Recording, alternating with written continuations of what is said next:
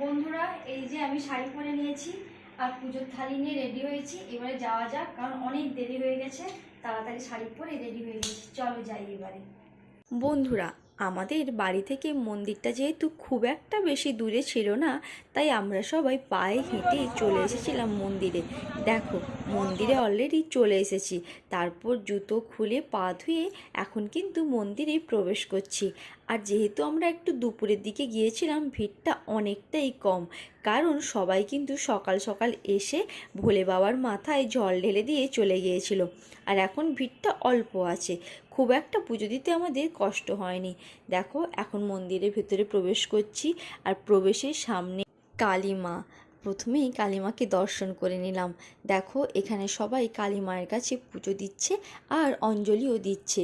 আমরাও কিন্তু দেব, তবে একটু পরে। প্রথমেই আমি কালী মায়ের কাছে প্রসাদটা নিবেদন করে দিচ্ছি, কারণ ব্রাহ্মণমশাই বলল আগে প্রসাদ নিবেদন করে দাও, তারপর তোমরা ভোলে বাবার মাথায় জল দিয়ে এসে করে পুষ্পাঞ্জলি দিও। তাই জন্য আগে থাকতে আমরা সবাই কিন্তু প্রসাদটা দিয়ে দিচ্ছি। আর এখানে দেখো, প্রসাদটা আমি দিয়ে দিচ্ছি। তারপর ওই যে নাম গোত্র যা যা লাগে পুজোতে সেটাই কিন্তু বলে দিচ্ছিলাম, আর সেটা দিয়েই কিন্তু ওখানে পুজোটা দিয়ে দিলাম। তারপর চলে আসি ভোলে বাবার কাছে।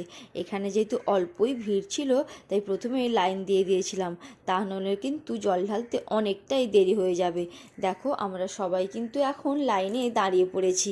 এবারে সবাই একে একে করে বাবার মাথায় জল ঢালছে, আর তারপর একটুক্ষণ পরেই চলে আসবে আমার সময়। এই দেখো, প্রায় চলে এসেছে, আমি বাবার কাছে চলে এসেছি। এবারে আমার সময়, আমি ভোলে বাবার মাথায় দুধ জল সমস্ত কিন্তু ঢেলে নিচ্ছি।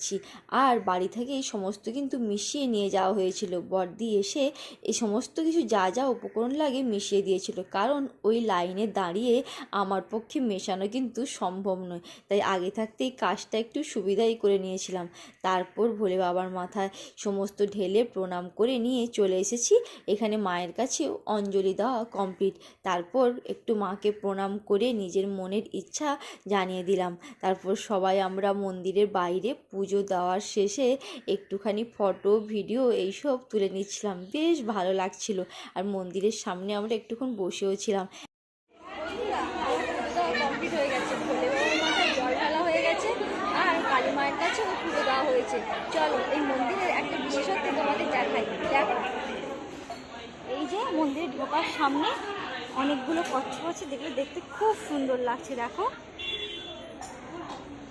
দেখো, বোঝা যাচ্ছে আশা করি। কেমন লাগছে কমেন্ট করে কিন্তু জানিও তোমরা। আমার তো বেশ ভালো লাগছে কিন্তু এখানটা।